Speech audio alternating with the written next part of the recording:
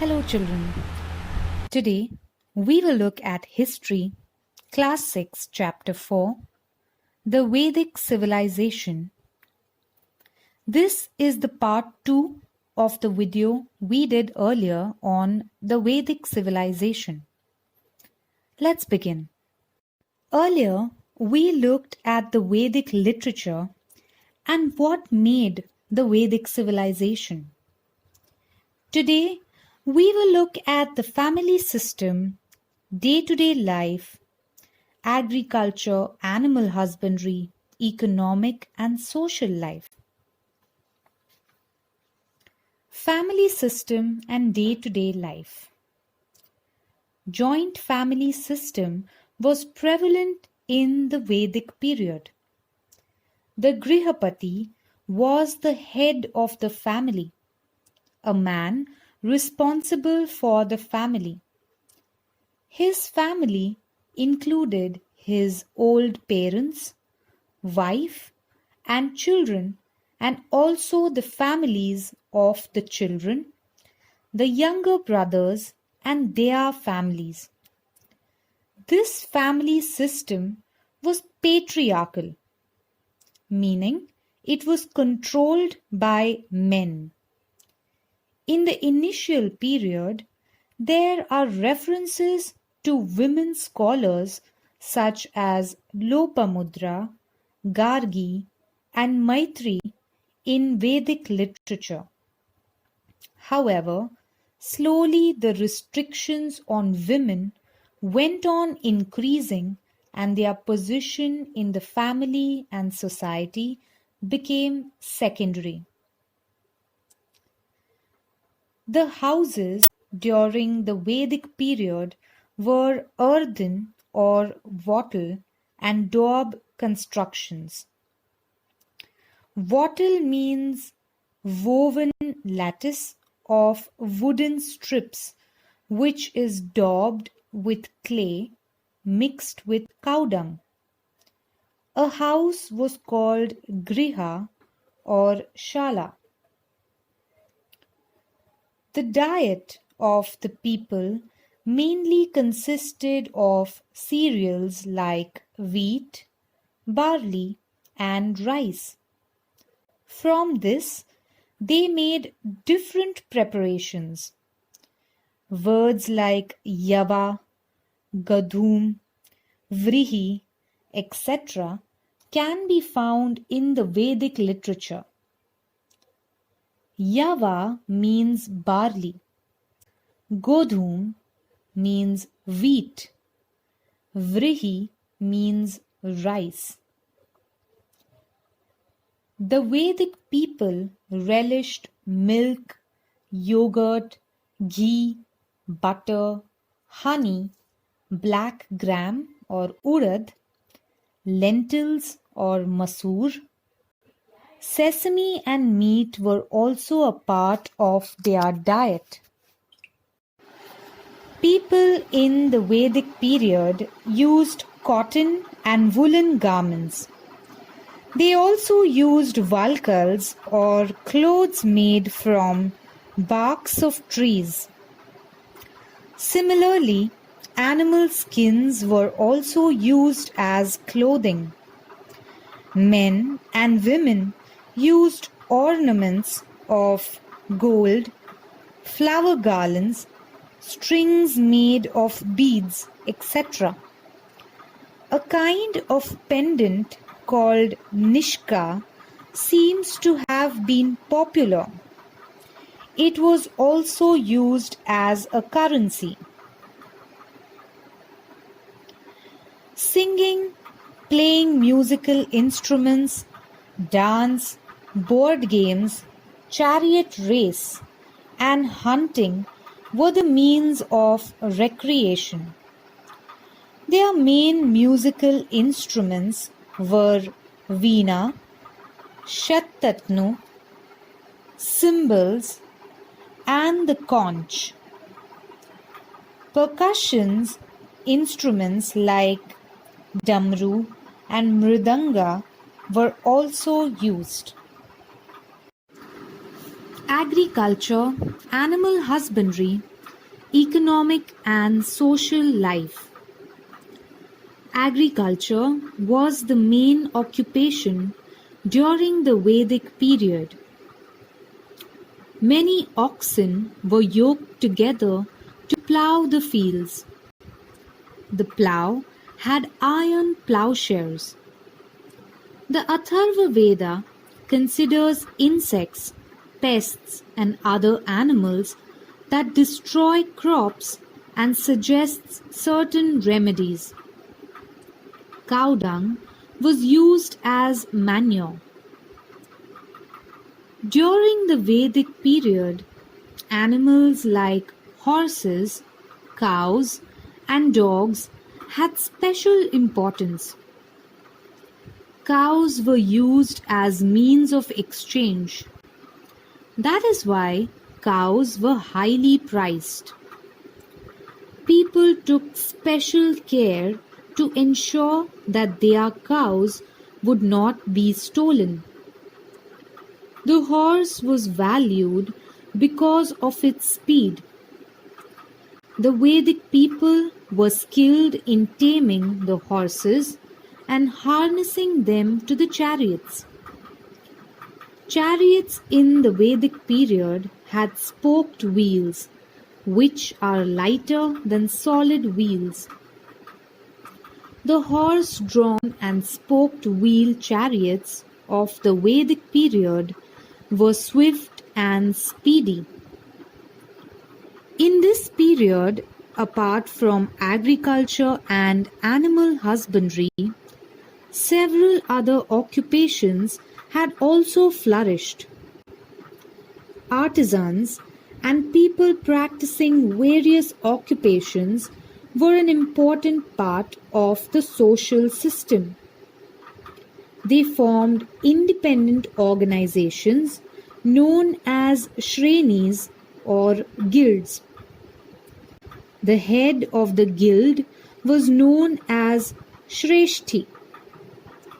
However, slowly the status of skilled artisans became secondary.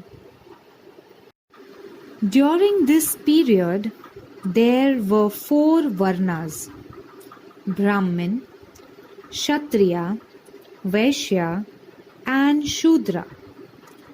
A varna was determined by the occupation of the people. In the later period, the varnas came to be determined on the basis of birth.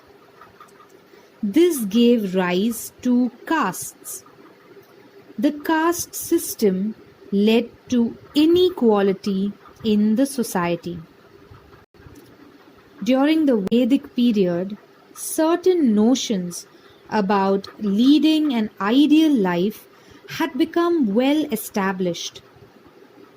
There were 4 stages or 4 ashramas from birth to death. The first ashrama was the Brahmacharya ashrama, or the period of staying with the Guru to learn from him. The next stage, after the successful completion of Brahmacharya ashrama, was Grihastha ashrama. It was expected that during this period, a man would carry out his duties towards his family and society with the help of his wife. The third stage was Vanaprastha ashrama, when a man was expected to detach himself from the household, retire to a solitary place, and lead a simple life. The fourth stage was the sannyas ashrama. At this stage, the convention was to renounce all relations, lead life in order to understand the meaning of human life, and not stay in one place. Let's look at the religious ideas. In the religious ideas of the Vedic period, forces of nature such as the sun, wind, rain, lightning, storms, and rivers were given the form of deities. Vedic compositions pray them to become life-giving forces. The Vedic people put offerings into the yagna fire to please them. These offerings were called havi. Yagna is the act of offering havi into fire. Initially, the yagna rites were simple. Later on, the rules of yagna became harder and harder. The importance of priests went on increasing. People in the Vedic period had thought about how the natural phenomena occur. Summer is followed by the rainy season, and the rainy season by winter. This is a regular cycle in nature. The cycle in nature and the life cycle that moved with it were termed by the Vedic people as Rita. The life of all living beings is a part of the cycle in nature. Disturbance in the cycle of nature leads to calamities. Everyone should be careful not to let it happen. Nobody should break the laws of nature. It was believed that following these rules was to follow dharma. Let's come to an interesting part of the Vedic civilization, the political system. In the Vedic period, each village had a head known as Gramani. A group of villages formed a Vish, whose head was called Vishpati. Several Vish formed a Jana. Later, when the Jana settled into a specific region, it came to be known as a Janapad. The head of the Jana was known as Nripa or Raja, which is a king. The main duties of the king were to protect the people, collect taxes, and run the administration efficiently. In order to run the administration smoothly, the king appointed various officers. The Purohit or a priest and the Sepati of the army were officers of special importance. The officer who collected the taxes was known as Bhagdup. Bhag means share. The person who collected the king's share of the produce of a jana was called Bhagduk. There were 4 institutions who guided the king: a Sabha, a Samiti, a Vidat, and Jana. The people of the state participated in their working. Women too participated in the working of Sabha and Vidat. The Sabha consisted of senior citizens of the state, whereas the Samiti was a general body of the people. Later on in the Vedic thought, Smriti and Puranas were composed. After a period of time, the religious stream based on the Vedas, Smritis, Puranas, and local traditions came to be known as Hinduism. Along with the Vedic stream, there were other religious trends which took a different position from the Vedic one regarding yagna rites and the Varna system. We will learn more about them in the next chapter. Let's do a small activity. List some new words in the lesson and find their meaning. That's all for today. Thank you, children. Please feel free to ask any questions you may have.